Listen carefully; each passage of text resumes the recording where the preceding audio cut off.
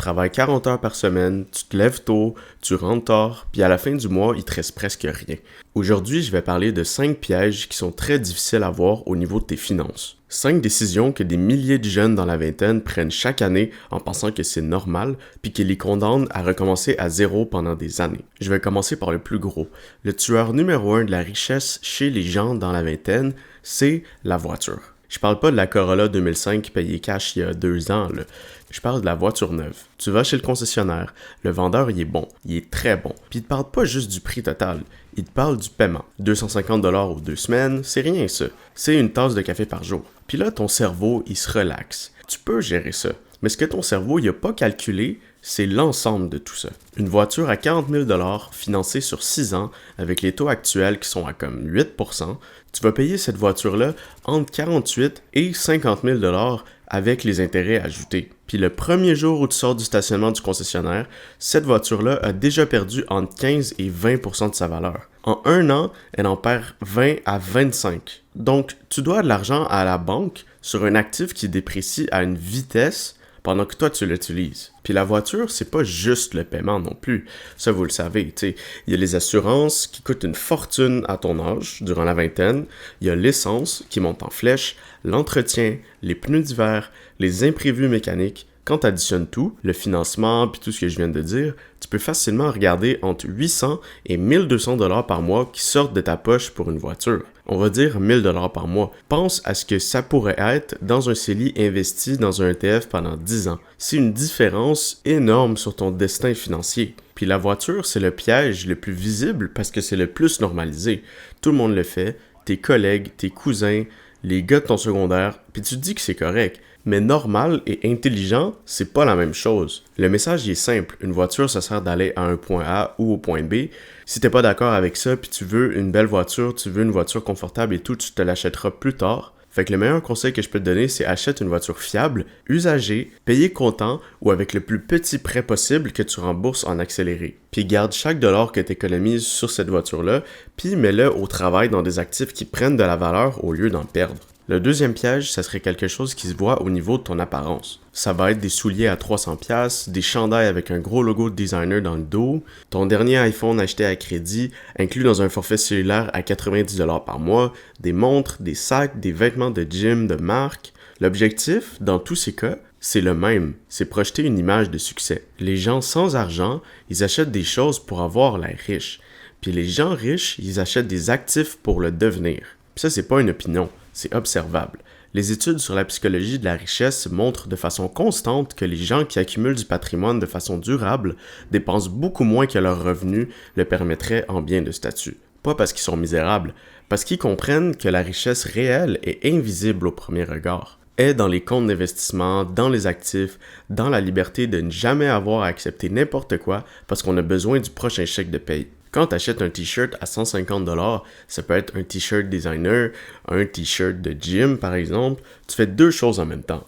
Tu appauvris ton compte bancaire et tu fais de la publicité gratuite pour une multinationale. Puis tu sais, le chandail que tu achètes à 150$, là, ben tu vas vraiment l'aimer pendant 24 heures. Puis après ces 24 heures-là, tu vas t'habituer à l'objet. Il devient banal, il devient normal. On va dire que tu le portes tous les jours. T'as plus cet ego-là que le t-shirt t'a ramené. Puis cette nouvelle envie-là, ben elle va recommencer. C'est exactement pourquoi ces industries ont été construites. Le cycle y est intentionnel. Tu vas retourner acheter quelque chose à peu près au même prix. Ça peut ne pas être un t-shirt, ça peut être des souliers, ça peut être n'importe quoi. Le style puis l'apparence soignée, ça compte. Personne ne dit le contraire. Mais il n'y a aucune corrélation entre le prix de tes vêtements puis la façon dont les gens sérieux ils te perçoivent. Ce qui impose le respect dans une salle de réunion, dans une négociation, dans une conversation avec quelqu'un qui a vraiment réussi, c'est ta discipline, la clarté de tes idées, puis la solidité de tes projets, pas le logo sur ton chandail. Tu peux adopter un style propre, minimaliste, efficace, tu fais juste dépenser une fois sur des pièces de qualité qui durent, puis tu rediriges tout le reste vers des actifs. On va passer au piège numéro 3, puis celui-là, on le minimise parce que chaque transaction, elle semble ridicule. 18$ pour un repas, c'est rien. C'est une petite gâterie après une grosse journée. Tu le mérites. Sauf que tu as eu une grosse journée 3 fois par semaine. Un repas de base commandé sur une application de livraison, genre Uber Eats, Skip ou whatever, avec les frais de service, la livraison, le pourboire, à 18%, ces repas, ils coûtent pas 18 $, il va t'en coûter 35 $. Puis quand tu commandes 3 fois par semaine, t'es plus à 18 $ par repas.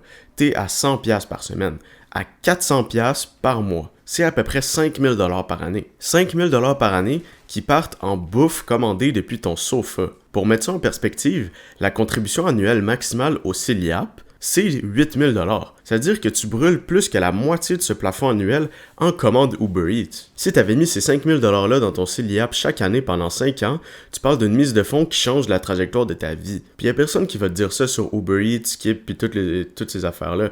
Le problème, il n'est pas juste financier. C'est un problème d'organisation et de discipline. Puis cette discipline-là, la capacité de planifier, de préparer, c'est exactement la même compétence que tu vas avoir besoin pour gérer une business, pour gérer un portefeuille d'investissement, pour prendre des décisions financières sous pression. Si tu n'es pas capable de cuisiner 4 repas le dimanche pour avoir de quoi manger la semaine, tu as un problème d'organisation que l'argent ne va pas régler.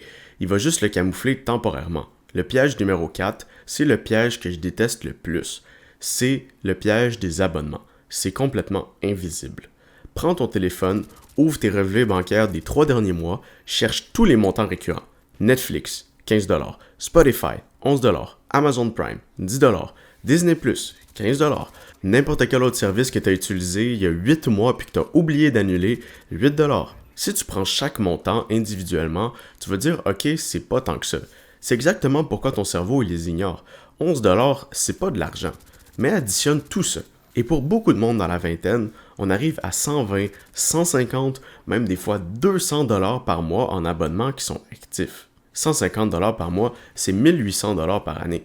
Investir un rendement moyen de 7% dans un CELI pendant 20 ans, ces 1800 $ par année deviennent plus de 70 000 $. Pour des services que tu utilises probablement la moitié, même pas tant souvent que ça. Mais le truc qui est plus grave, c'est ce que ces abonnements achètent vraiment. Ils achètent pas du divertissement, ils achètent ton attention, ils achètent ton temps. Chaque heure que tu passes à consommer du contenu sur ces plateformes, c'est une heure que tu passes pas à construire quelque chose qui t'appartient. Les microtransactions dans les jeux vidéo, c'est la version la plus extrême de ce problème-là. Tu travailles pendant des heures pour gagner de l'argent réel, puis tu dépenses cet argent réel pour acheter des objets qui existent même pas, qui sont même pas matériels, qui ont aucune valeur de revente, puis ils disparaissent si le serveur est ferme demain. C'est l'inverse parfait d'un investissement. C'est de l'argent réel contre du vent numérique. Quand tu vas finir d'écouter cette vidéo-là, ouvre ton compte de banque, fais la liste de chaque abonnement actif et pose-toi une question pour chacun. Est-ce que j'ai utilisé ça au moins 2 fois par semaine ce mois-ci? Si la réponse est non, t'annules ça. Tu gardes un service de streaming si tu veux, garde-en juste un, puis tout le reste, tu les enlèves. Puis tu prends cet argent-là, puis tu le mets dans un compte qui travaille pour toi pendant que tu dors. Le piège numéro 5, puis celui-là tu vas peut-être pas l'aimer, parce que tout le monde te dit que l'avoir, c'est le but dans la vie, c'est l'immobilier. On va te dire que louer, c'est de jeter de l'argent par les fenêtres, puis qu'acheter une maison, c'est toujours une bonne décision, puis qu'il faut acheter la maison la plus grosse possible, le plus vite possible, parce que avoir une maison, c'est le meilleur investissement que tu vas faire durant ta vie. Cette croyance-là a rendu des milliers de jeunes esclaves de leur hypothèque pendant des décennies. La réalité que personne ne te présente clairement, c'est que tant que tu n'as pas vendu ta résidence principale, c'est un passif. Elle sort de l'argent de ta poche chaque mois, de l'hypothèque, des taxes municipales, ça peut être des frais de condo, les assurances, l'entretien, les rénovations imprévues. C'est pas un actif qui génère du revenu, c'est un engagement financier qui limite ta capacité à prendre des risques et à investir ailleurs. Le problème spécifique que je vise ici, c'est pas d'acheter de l'immobilier, c'est d'acheter la mauvaise maison au mauvais moment pour les mauvaises raisons. Quand tu t'endettes au maximum de ta capacité d'emprunt pour une belle, grande maison dans un beau quartier à 28 ans, parce que la pression sociale de ta famille ou de tes amis est forte, parce que ça fait sérieux, parce que ça fait adulte, tu viens de te mettre dans une cage en or. 50 ou 60% de ton salaire net, il passe dans ton hypothèque et tes frais fixes. Tu peux plus changer de carrière parce que tu as besoin d'un salaire stable. Tu peux plus prendre de congés sabbatiques. Tu peux plus lancer ce projet que tu parles depuis 2 ans. Tu peux plus investir en bourse de façon significative. T'es house poor. T'as une belle brique, mais t'as zéro liberté. La vraie question, c'est pas est-ce que je devrais acheter? La vraie question, c'est qu'est-ce que j'achète et pour quelle raison? Si tu achètes de l'immobilier jeune, la décision intelligente, c'est d'acheter un actif, pas juste une résidence. Le but, c'est d'acheter un duplex ou un triplex, habiter dans un de ces logements-là et louer les autres. Tes locataires, ils payent une partie ou la totalité de ton hypothèque. tu bâtis de l'équité dans une propriété pendant que quelqu'un d'autre finance une partie de cet effort-là. C'est fondamentalement différent d'acheter une grande maison unifamiliale et de porter seul l'ensemble des coûts.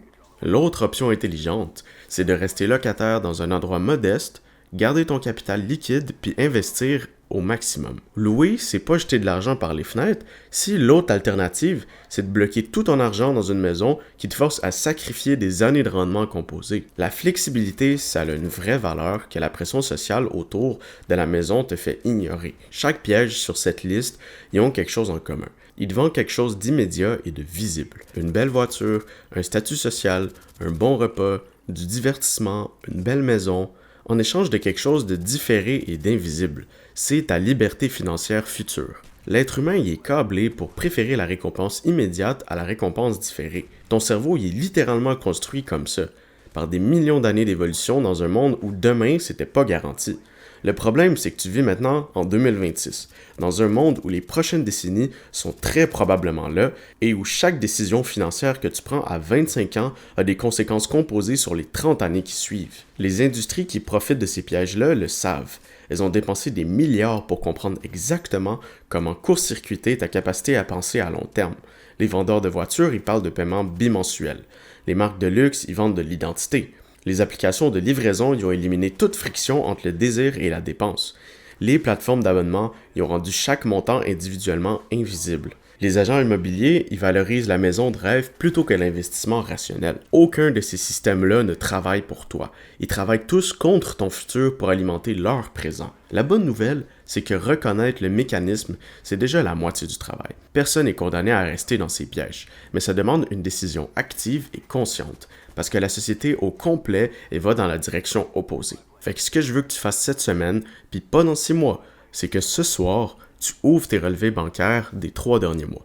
Tu identifies chaque dépense, tu calcules combien tu dépenses réellement sur chaque truc, la voiture au total, les livraisons de bouffe, les vêtements que tu n'as pas besoin, les abonnements. Puis je veux que tu calcules le total annuel. Puis quand tu vois les chiffres annuels, ça change tout. Puis après, tu te poses une seule question. Est-ce que cette dépense m'approche de la liberté financière ou m'en éloigne? Est-ce qu'elle construit quelque chose ou est-ce qu'elle consomme quelque chose? Tout ce qui t'éloigne de la liberté, tu dois trouver une alternative. Pas nécessairement zéro dépense, mais la version intelligente de chaque décision. La voiture usagée à la place de la neuve.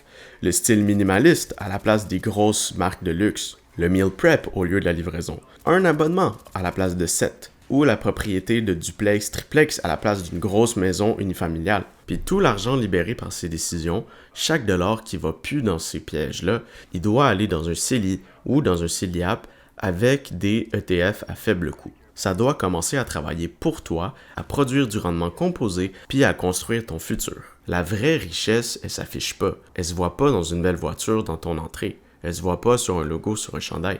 Elle se ressent. Dans le fait de ne pas stresser à la fin du mois, dans la capacité de dire non à un emploi qui ne te convient plus, dans la liberté de prendre un risque professionnel parce que tu as un coussin, dans le fait de ne pas être un esclave des taux hypothécaires ou d'un paiement d'une voiture.